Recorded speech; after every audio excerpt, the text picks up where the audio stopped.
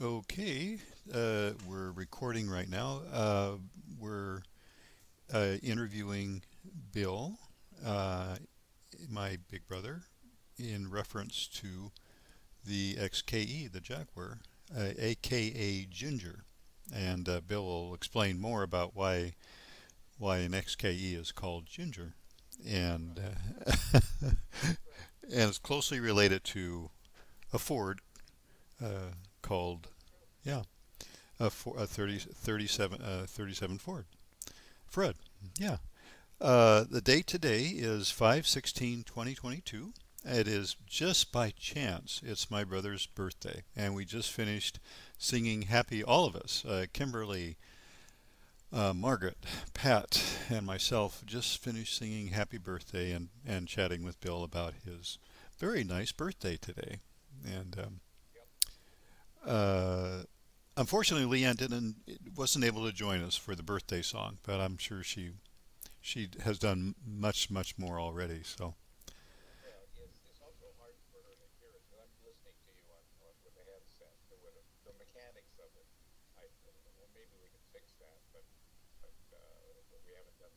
yeah, yeah. Uh, but today this interview is about Ginger, the XKE, that 64, I think, 64 XKE. Is that correct, Bill? Okay, okay. And where do you want to go from here, Bill? On the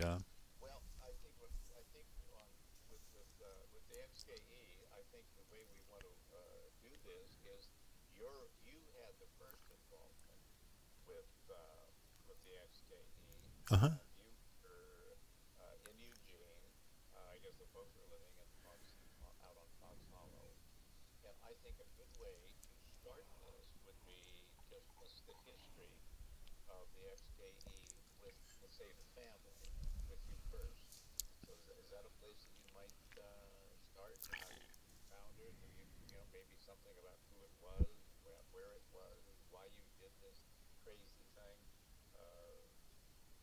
Yeah.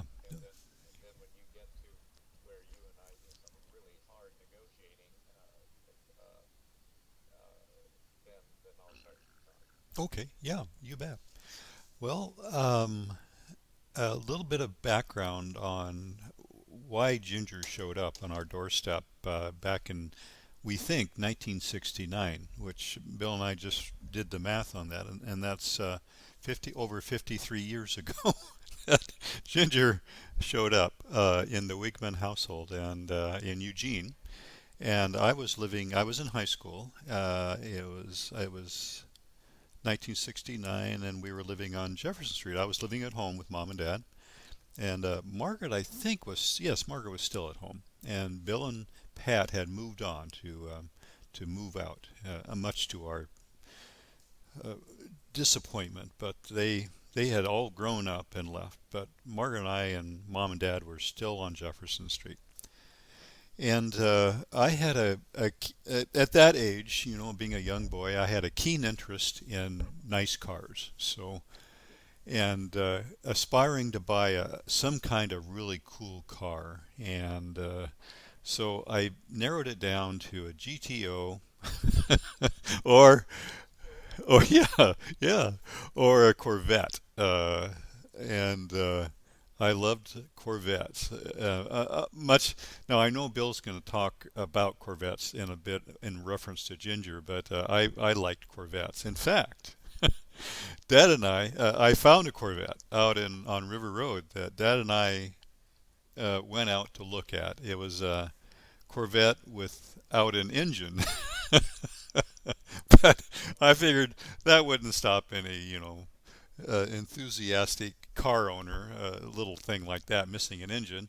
So, so Dad and I went out on River Road and looked at this Corvette. Of course, I had zero amount of money, and Mom and Dad, I think, were somewhat reluctant about buying a car without an engine. I don't know why, but that's be that as it may. So I was, pining away at home, wishing I had a nice car. a really cool car. Uh, I bought a 57 Pontiac and restored is probably a loose term in this respect. A 57 Pontiac. I had purchased it from a neighbor of ours down the street, and the car was not bad. It was actually quite outside. It was a beautiful car, but the engine needed quite a bit of work. I think one of the valves was poking up through the had dented the valve cap cover. Am I using the right terms, Bill? Yeah.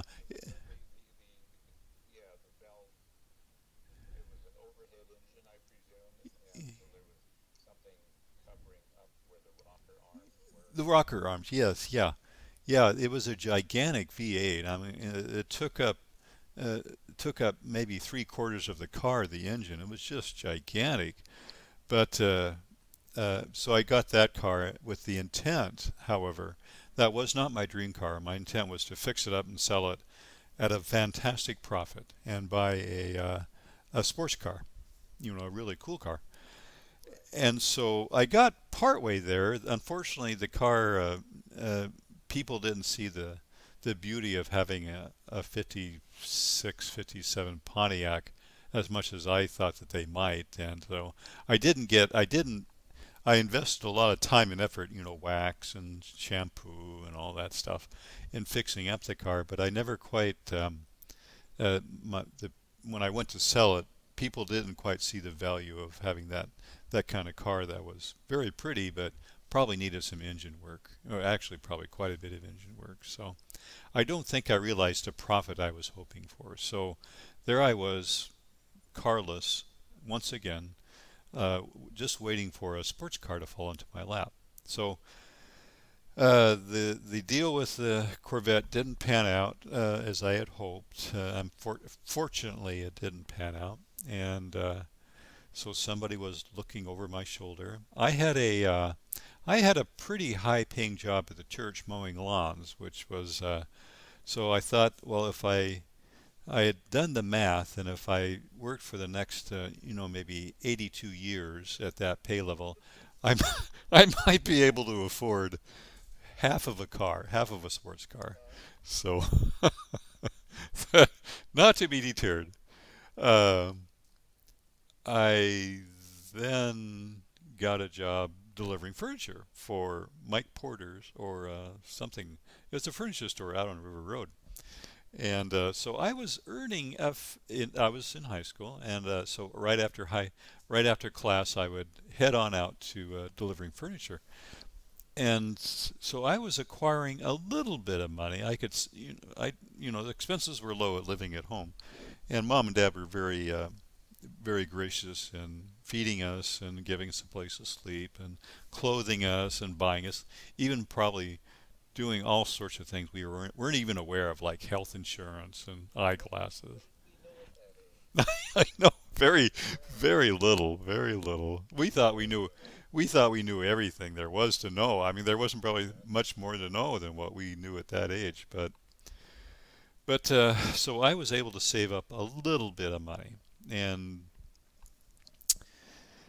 just by chance, my neighbor John Powell, who was studying to be a minister at uh, not Lane Community College, Northwest Christian College, where his father taught, Mr. Powell.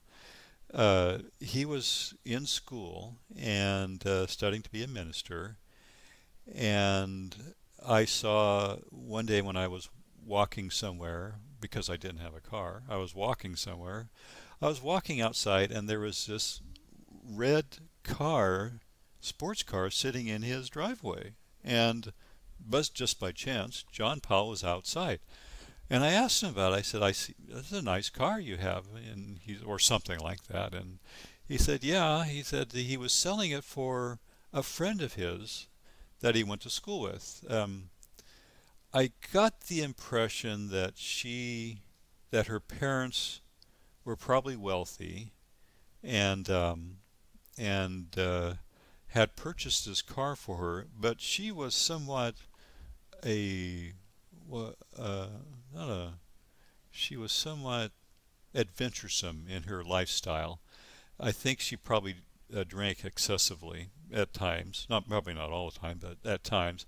And she had been driving this car and had managed to bash in the front end of it, or dent it in significantly when she was driving into her parents' garage, apparently. And this car happened to be an XKE Jaguar, which um, in the world of Eugene, Oregon, then that was about as exotic as you could get. It was it was referred then at that time as a poor man's Ferrari, and interestingly enough, Ferraris and XKE Jaguars have pretty much maintained and exceeded the cost.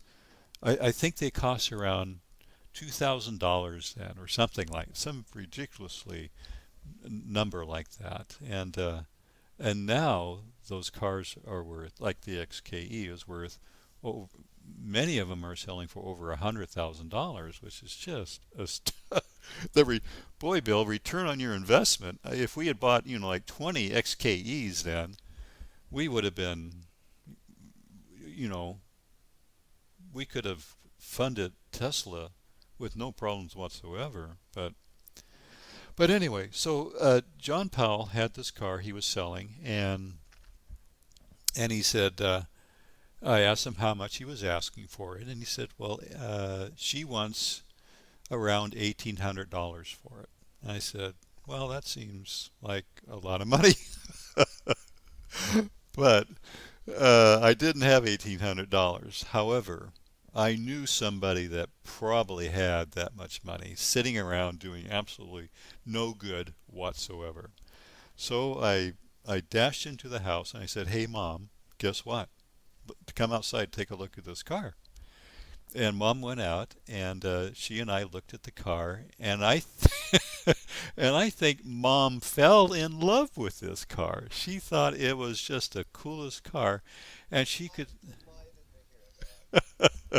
and she could see no good reason why her son, her young son of 18, I guess 18 or 19, probably 18 years old then, shouldn't have a beautiful sports car like that. So now, albeit it needed some work, the front end had been repaired, but only in a kind of a not the best repair work, or the paint. The repair work was done well, but the paint job was not the best. It was probably like an Earl Shrive sort of nose job on the XK, and so with a lot of effort, you could make it look pretty good, but still it was not the best paint. It wasn't even close to what the XKE, the paint job on the part that wasn't damaged was the quality of the paint job. The paint job on the Jaguars is just beautiful.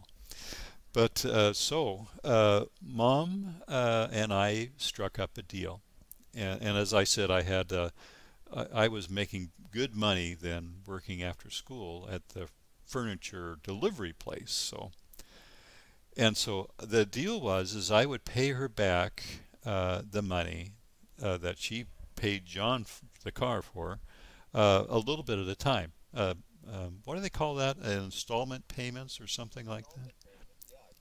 Yeah. And so I started paying. I thought that was a good deal. I mean, I don't think I could get a better deal anywhere in the entire state of Oregon with that deal. So I took her up on that offer, and not only that, it was interest free, which so I borrowed probably $1,500, I'm guessing, 14 or $1,500 with no interest due, and paid Mom back periodically as I was paid my paychecks. Well, Mom and I, to seal the deal, Mom and I went for a ride in the XKE, and it sounded just beautiful. I mean, the engine, it wasn't a Corvette. Fortunately, it wasn't a Corvette, but the XK sounded just beautiful. So Mom and I took off the top down and on the XKE. Off we went and went down the street, a couple of blocks and turned around and came back. But I was not familiar with. I had never driven a stick shift before. my, my first stick shift car was. Oh, I take that back. I drove Dad's Comet, which is a column shift. So that was a shift of some kind, but I certainly hadn't ever driven a car like the XKE. And XKEs of that year, of that vintage, the first gear is not. What do they call it, Bill? Is it meshed? You cannot shift from second into first.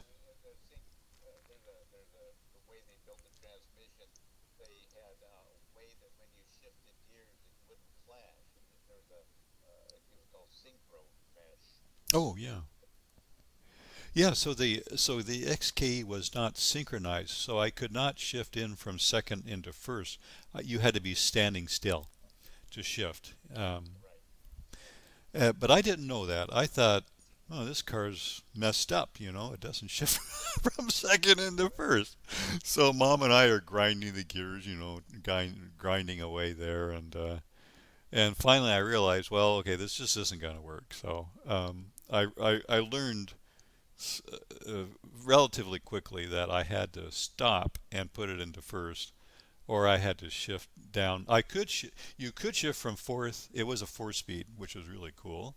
I could shift from fourth into third and third into second, but not second into first. So I realized that, and then I think the mechanic that I took it to, Ernie, out at Joe's garage, explained to me very carefully, as best he could, that I could not shift. It was not made to shift from second into first. So I felt much better about that. Uh, let's see. So I was driving this XK to high school, driving it in the parking lot. All the other cars were like like Volkswagen Bugs and beat up old Ramblers and things like. Oh no, I was the only kid in school. I'm quite certain that was driving such a beautiful car. And why? I guess back then the world was a gentler, nicer place. I don't know why somebody didn't steal it from the parking lot, or they didn't take a key and scrape the side, or damage the car in some way. And the only thing I ever heard amiss was you could smoke as a kid, but you couldn't smoke, which was very disappointing for a lot of little kids. You couldn't smoke in the school, but you could put smoke out in the parking lot. So, and a friend of mine told me that he had seen my car sitting out in the parking lot with a bunch of kids sitting on the hood smoking, and I didn't realize that. I didn't have any idea that was happening. But fortunately, they didn't try to get in or break in or anything like that. So that was the worst that had happened. But so I was driving the XK to school and parking there, and then after school, now this is this is the world that Bill and I lived in growing up. I would take the Jaguar home and park the Jaguar in under the carport and take Mom's car to work. Mom allowed me to take her car, her Rambler, to work and leave the Jaguar at home because that's the kind of mom she was. She just wanted to make sure that we had every opportunity to do what we wanted to do as long as it wasn't illegal or harmful to somebody else or ourselves. So so Mom worked very hard to figure out how she could adjust her life without a car, and and so that's what I did. I went to work, and I paid Mom back over a relatively short period of time. In fact, Mom kind of quizzed me about it. She says, "How can you've been able to pay me back very you're paying me back very quickly with the amount of money you owe me. And and she said, how, she asked me how I was able to do that. And I said, well, I'm working, and I'm not spending on anything. The only thing I had to think to spend on was gasoline for the Jaguar. And I think mom and dad paid for the gas for the Corvair. So I think I was, I was living pretty cheap. But uh, now this is one of those regrets, Bill, that you and I have talked about on occasion. And mom was asking me, how can you afford to pay me back? And she was somewhat incredulous. Is that right? Incredulous? She was somewhat incredulous that I was able to pay her back. A wimpy little uh, 18, 19-year-old boy could pay her back as quickly as I did. And I said, well, I'm stealing it, Mom. Like a snarky little kid, that I was. So well, I'm stealing it. And Mom said, no, I know you're not stealing it, but you know, how are you able to do this? And uh, it was because I was working. I would go to work at like 3 or 4 o'clock and start delivering furniture, and did get home at like 10 o'clock at night. So I was every day, 7 days a week. I was putting in a lot of hours, so I was really racking up the dough, and that's how I was able to do it.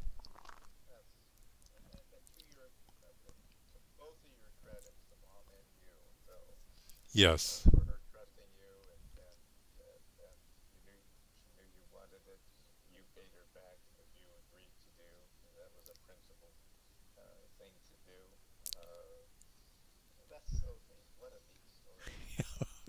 Yeah. Uh, Bill, do you have any so far? Do you have any questions about the life of Ginger?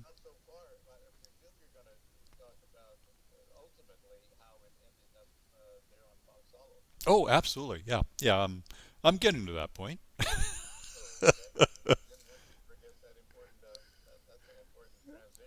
Oh no. Yeah. Well, Ginger and I were had a good relationship for a number of years. I would take Ginger. I would take Ginger to Joe's. A car like that needs a lot of attention always. They're not, well, at least when I had it. And I did not have a lot of money because I was going to I was by that time I was in college, and I did not have a lot of money. I was working for a friend of ours, a friend of mine, Bill DeShawn, and his family, who owned a machine shop. And so I was working. I was going to school and working and trying to keep the Jaguar maintained, which was difficult. Dad let me use his Volkswagen Gombi, which is a uh, like a microbus, only it's like a pickup truck. But I was using that for most of the time, and the Jaguar would sit out on. By this time, Mom and Dad moved out to Fox Hollow, and so most of the time the Jaguar was sitting out, covered up in under a tarp, out at Mom and Dad's place, and so I would drive the Gombi. But I would, if the car needed maintenance, I would take it to Joe's garage, and Joe would, and Ernie there, who was the son-in-law of the owner, would very kindly, I think he took pity on me, would very kindly work on the car as he had time. And so he would keep the car for maybe a day or two or longer, and work on it, and do odd jobs. He replaced a clutch, he replaced a carburetor, or rebuilt the carburetors actually, and that was about. And then I would pay them a little bit of money. I have a feeling he probably did a lot of that work probably for free. I'm guessing.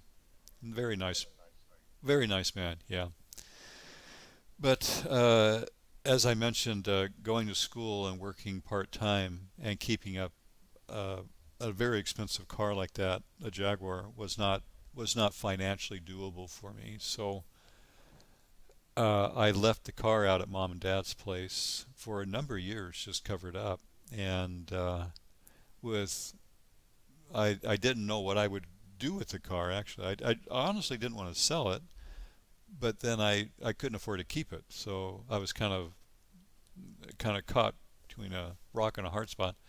Fortunately, I have a big brother who lusts after beautiful cars, and he was up. I think you were up. You can help me with this part, Bill. I think you were up visiting, and you saw this lump out in the front yard, and covered over with tarps and stuff, and I think you knew I had an XKE, and I think you probably put the two together and said, "Oh, that's probably the XKE sitting out there."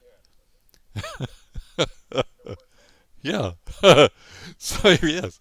So one day we were I think we were in the living room of mom and dad's house, and you were visiting, and I was at home at that time visiting, or maybe I lived there. I can't remember which one, but I was home. But and mom and dad and Bill and I were there at the same time, and Bill made me an offer, or you asked me how much I would want for the car, and and I said I really hadn't thought about how much I would want for it if I ever sold it, and and you said, well, I'll give you what you paid for it, which seemed like a nice offer, because the car obviously needed a lot of work, was a work in progress, or could be a work in progress if somebody had it and had the money to take care of it, which fortunately my brother, being an engineer at Lockheed,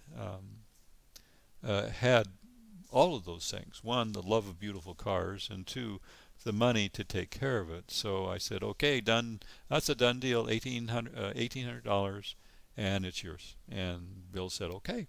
Well, I don't know if you gave me a check or cash, or I don't know why, but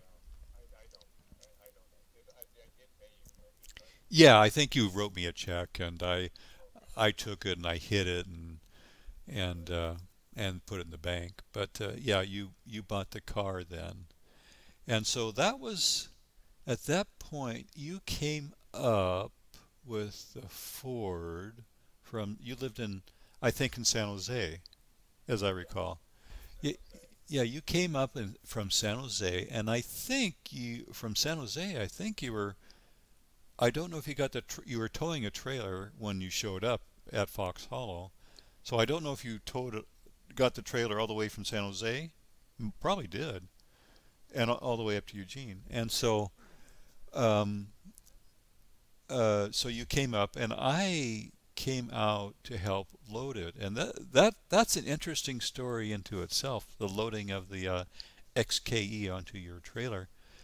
Um, you had the Ford, and which was probably, I'm guessing, maybe about the same weight, maybe a little lighter than the XKE. I don't know.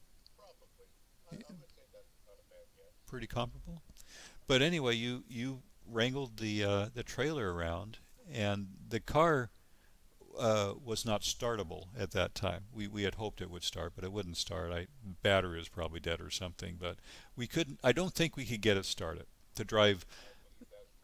Yeah, I think so. We couldn't drive the car up onto the trailer, so that was no problem because uh, mom, dad, you, Bill, and I don't know if anybody else was there, but we pushed that car up onto the trailer, um, and dad was up there in years at that time, and I think.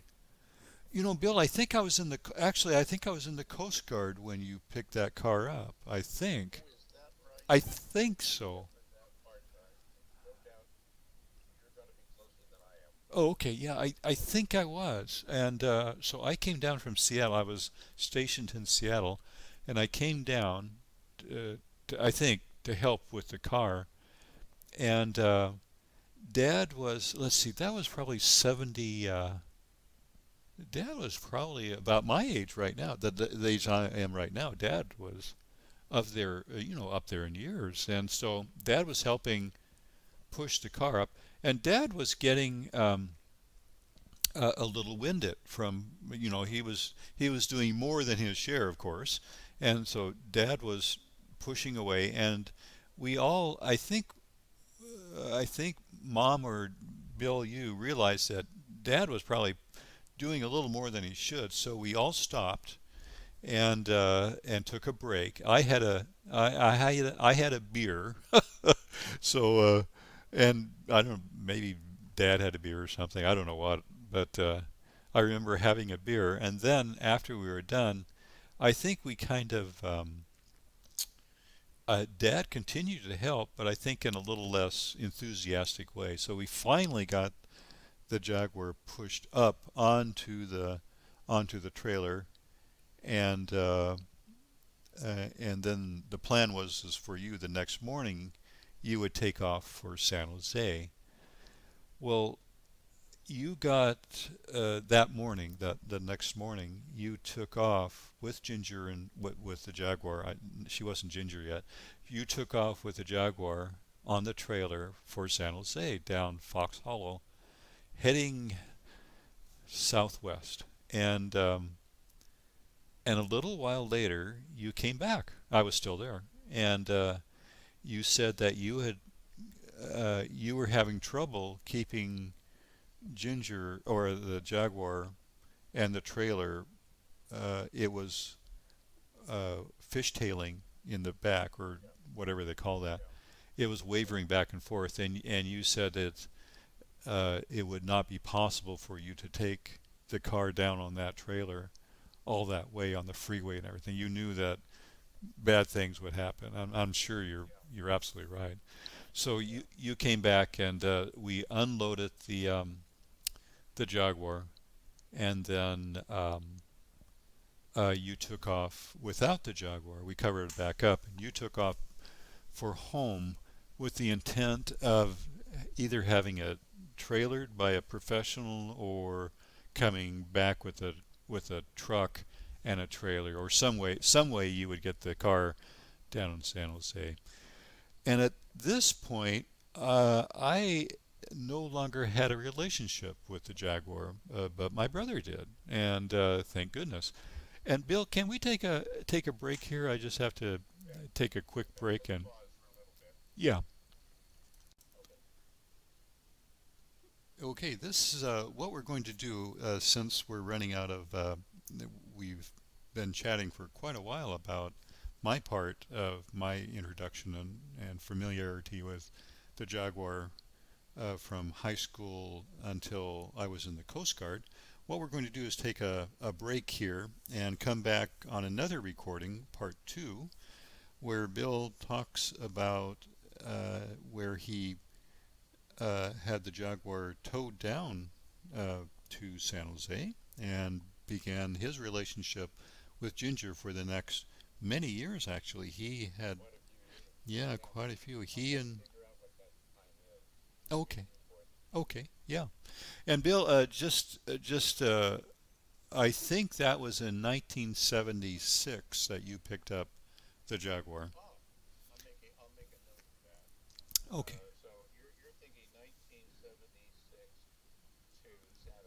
To San Jose, yeah. I believe that's correct. Because I went in the Coast Guard in '75, and you then, I think I was there the next year, came down, and you picked up the XKE.